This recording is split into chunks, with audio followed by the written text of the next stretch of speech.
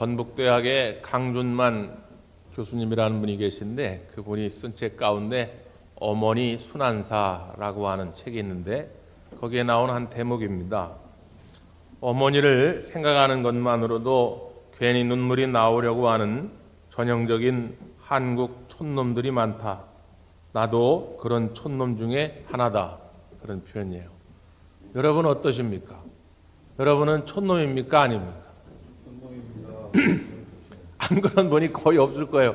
괜히 엄마라는 단어만 나오면 괜히 마음이 뭉클해지고 눈물이 나게 되죠. 저도 마찬가지입니다. 우리 정채봉이라고 하는 동화 작가가 계신데 몇 년 전에 소천하셨는데 이분은 아주 어렸을 적에 어머니를 여였어요. 그래서 어머니에 대한 그리움이 참 큰 분인데 이분이 쓴 시 가운데에 만약 엄마가 휴가를 나온다면 그런 제목의 시가 있습니다. 하늘나라에 가 계시는 엄마가 하루 휴가를 얻어 오신다면 아니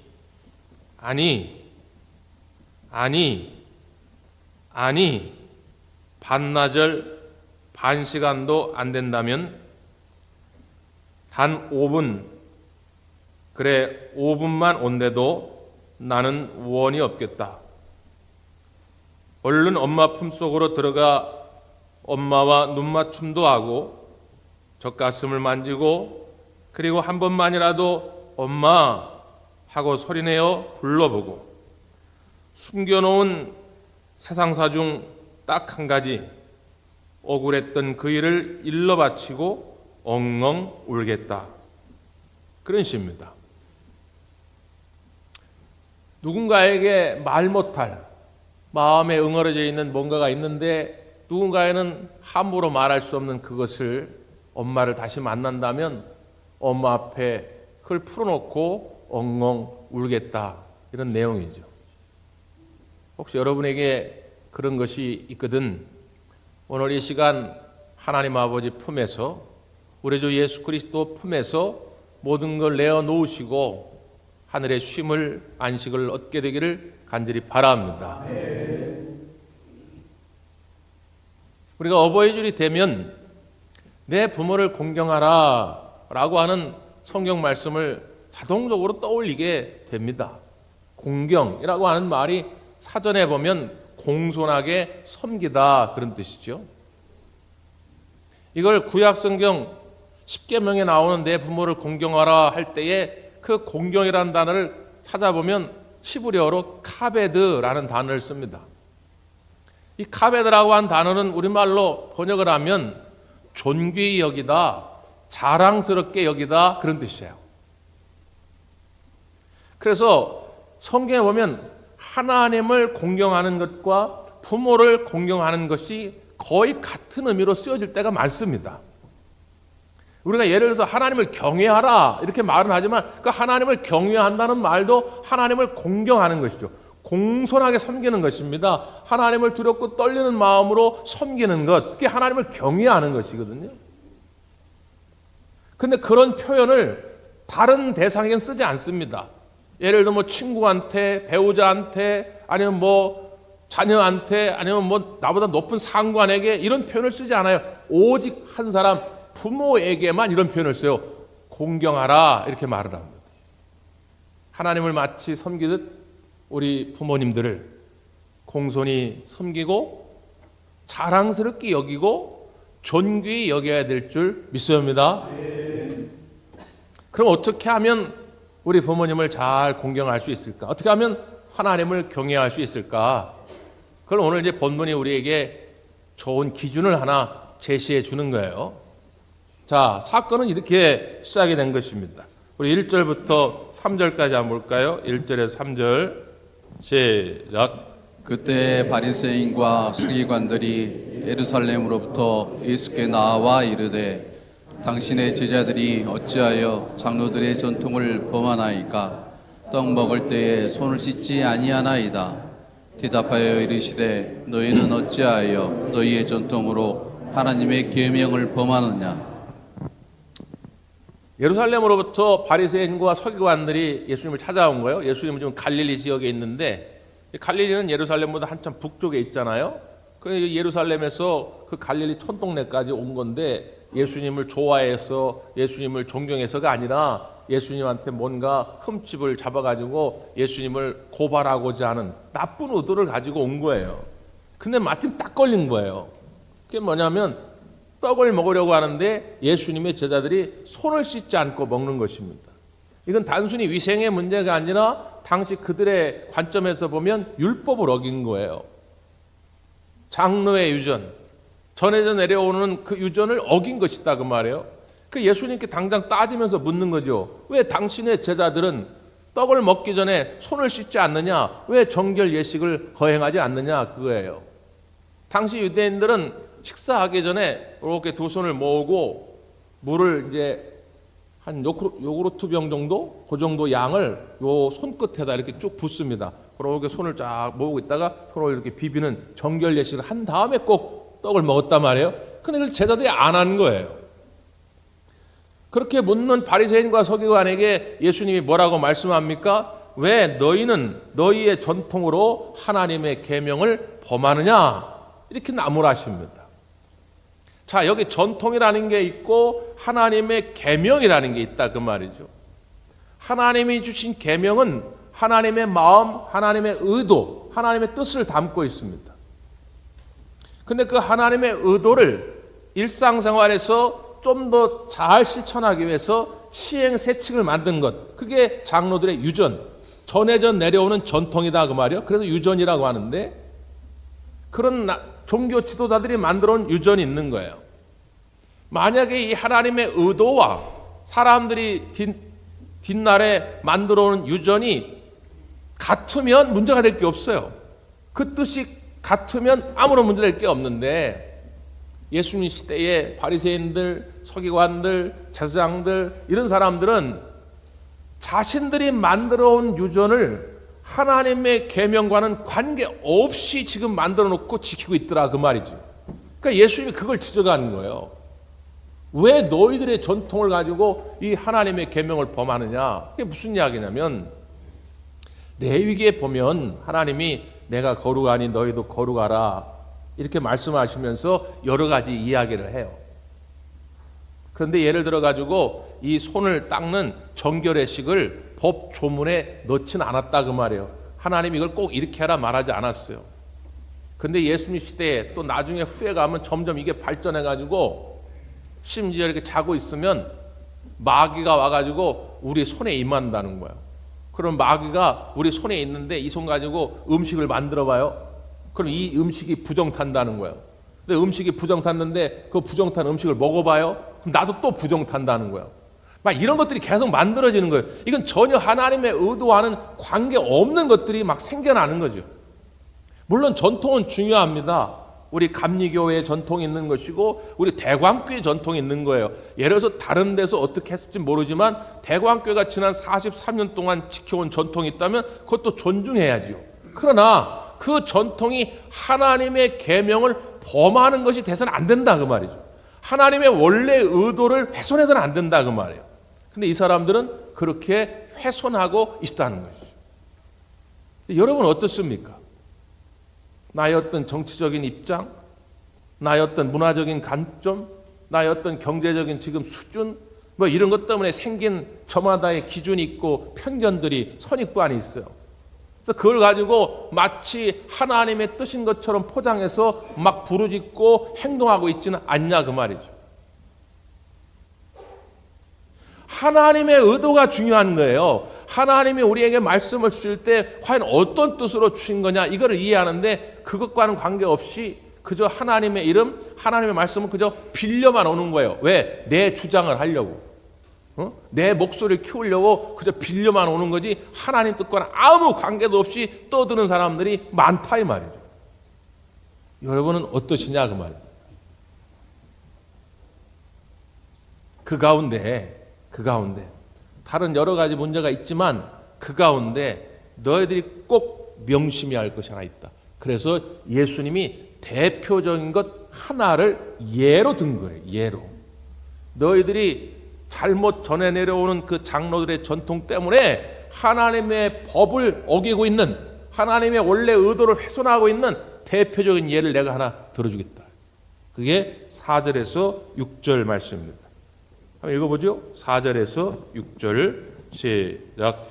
하나님이 이르셨으되 내 부모를 공경하라 하시고 또 아버지나 어머니를 비방하는 자는 반드시 죽임을 당하리라 하셨거늘 너희는 이르되 누구든지 아버지에게나 어머니에게 말하기를 내가 드려 유익하게 할 것이 하나님께 드림이 되었다고 하기만 하면 그 부모를 공경할 것이 없다 하여 너희의 전통으로 하나님의 말씀을 폐하는도다. 아멘. 내 부모를 공경하라. 아버지나 어머니를 비방하는 자는 반드시 죽임을 당하리라. 이것은 창세기 레위기에 등장하는 하나님의 말씀이죠. 그러니까 이스라엘 사람들은, 유대인들은 다 알고 있어요, 이 내용을. 문제는 뭐냐면 공경하고 싶지 않은데 공경하지 않으면 내가 하나님으로부터 저주를 받을 것 같고 죽임을 당할 것 같고 손해를 받을 것 같은 이런 마음이 들잖아요. 그러면 공경을 안 할 수는 없으니 공경하는 척은 해야 된다, 그 말이에요. 근데 이 예수님 시대에 어떤 제도가 있었냐면 소위 고르반 제도라는 게 있었어요. 고르반은 무슨 뜻이냐? 하나님께 드림, 그런 뜻이에요. 하나님께 드렸다는 거예요. 자, 부모님이 분명히 나보다 더 존귀한 높은 존재임은 분명하지만 부모님보다 더 높은 분은 누구냐? 하나님이란 말이에요. 그래서 내가 부모님께 써야 할 것을 하나님께 드렸다면 문제될 게 없다는 거예요.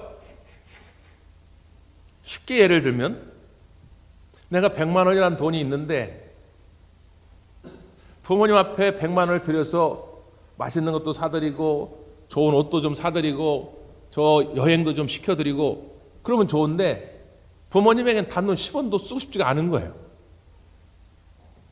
그럼 어떻게 하느냐? 성전을 찾아가서 레위인이나 제사장들에게 고르반, 나 이거 하나님께 드립니다 하고는 그 100만 원을 드리는 거예요.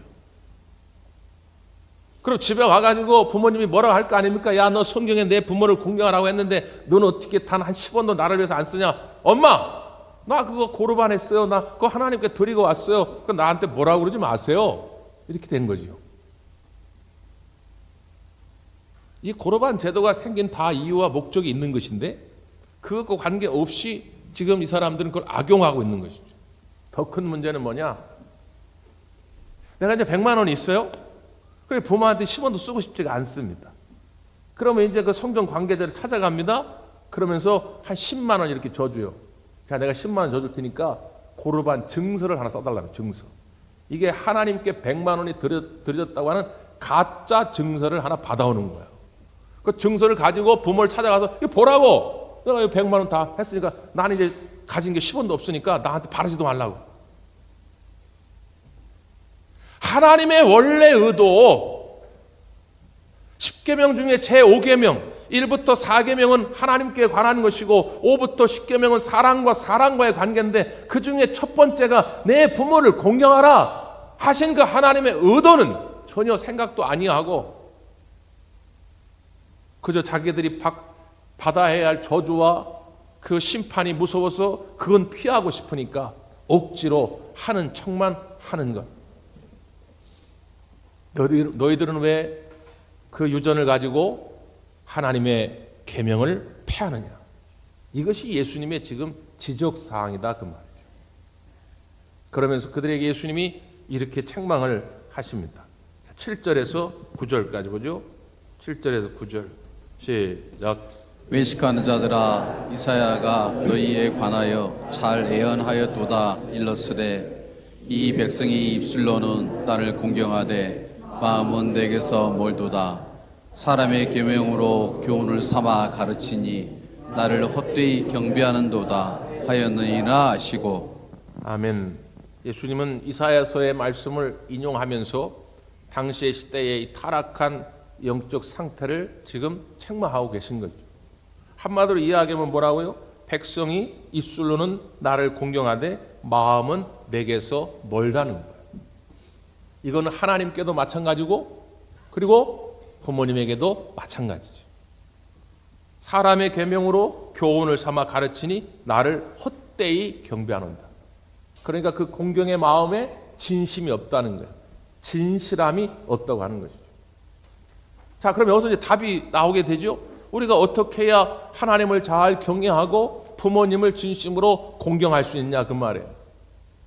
말로만 하지 말고 하나님과 가까워야 되고 부모님과 가까워야 한다는 거예요. 말로는 하되 나는 하나님을 경외합니다, 부모를 공경합니다 하면서 마음이 멀어 있다는 거예요. 마음이. 그것은 참된 공경이 아니라는 거예요. 자, 그래서 여러분에게 묻고 싶습니다. 오늘 이 아침에 이 자리에 지금 앉아 계신데 오늘 하나님과 마음이 가까이 계십니까? 가까이 계십니까? 물리적 거리가 가깝다고 마음의 거리가 가까운 거 아닙니다. 정말 뜨겁게 사랑하는 남녀가 남자는 서울에 있고 여자는 부산에 있어도 정말 뜨겁게 사랑하면 물리적 거리는 멀어도 마음의 거리는 탁 붙어 있는 것이거든요. 오늘 이 자리에 나와 있지만 마음의 거리가 하나님과 멀어 있으면 이 예배는 헛된 경배에 헛된 예배가 될 수밖에 없는 것이죠. 오늘 예배할 때마다 기도할 때마다 찬양할 때마다 주의 말씀을 들을 때마다 하나님과 마음이 가까워지기를 바랍니다. 부모님에게도 마찬가지다 그 말이에요. 부모님에게도 옆에 같이 붙어서 한다고 해서 다 공경이 있는 게 아니고 내 마음이 부모님의 마음과 가까이 있을 때 그게 진실된 공경이다 그 말이죠. 자, 그러면 마음이 가까이 붙어 있다는 걸 어떻게 알 수가 있습니까? 내 마음이 정말 하나님께 딱 가까이 있는지 붙어 있는지 내 마음이 부모님께 가까이 있는지 어떻게 알 수 있냐 그 말이죠. 성경의 잠언서는 우리의 삶의 지혜, 천국의 지혜를 담고 있는 성경이죠. 근데 그 잠언서의 여러 좋은 말씀들을 다 이렇게 추리면 그 결론이 잠언서 1장 7절 8절의 말씀입니다. 도대체 어떻게 우리가 살아야 지혜로운 삶을 사는 것인가? 어떻게 살아야 주님 안에서 참된 행복한 삶을 누릴 것인가? 이게 잠언서 1장 7절 8절의 말씀이에요. 제가 읽어드릴게요. 여호와를 경외하는 것이 지식의 근본이거늘 미련한 자는 지혜와 훈계를 멸시하느니라. 내 아들아 내 아비의 훈계를 들으며 내 어미의 법을 떠나지 말라. 그 말씀합니다. 첫째는 뭐냐면 하나님을 경외하는 것이 지혜와 지식의 근본이라는 거예요. 다른 데 있지 않다. 하나님을 경외하는 것이 지혜와 지식의 근본이다. 그러므로 미련한 자는 지혜와 훈계를 멸시하지만 너희들은 지혜로운 자가 돼서 하나님의 말씀을 잘 들으라는 거예요. 그리고 또 하나 부모에 관해서도 내 아들아 내 아비의 훈계를 들으며 내 어비의 법을 떠나지 말라 말아. 우리가 마음이 가까이 붙어 있다고 하는 건 뭐냐? 잘 듣는 자세를 갖는 것입니다. 하나님의 말씀을 잘 듣고자 할 때 하나님께 가까이 있는 거예요. 아니, 지금 여기 앉아있는데도 생각은 딴 데 있어가지고 지금 하나님 말씀이 선포되는 불구하고 아유 떠들라면 떠들라고 난 하나님 말씀 듣지 않겠다고 그건 마음이 멀어 있는 거예요. 안 들리는 거죠. 그러니까 부모님께 가까이 있는 것도 여러분이 정말 공경하는 마음을 갖는다고 하는 것은 부모님의 말씀에 귀를 기울일 줄 아는 거예요. 경청하는 자세를 갖는 것입니다. 그런 자에게 하나님이 축복을 약속하는 거예요. 이는 내 머리에 아름다운 관이요 내 목에 금 사슬이니라. 머리에 아름다운 관이 씌워질 것이고 내 목에 금목걸이가 채워질 거라는 거예요. 영화를 누리고 권세를 누리고 하나님 주시는 축복을 누리는 삶을 살게 될 거라는 것입니다. 저는 이 약속을 100% 확신합니다. 하나님을 경외하는 자가 부모를 잘 공경하는 자가 복 있는 자가 될 줄 믿습니다.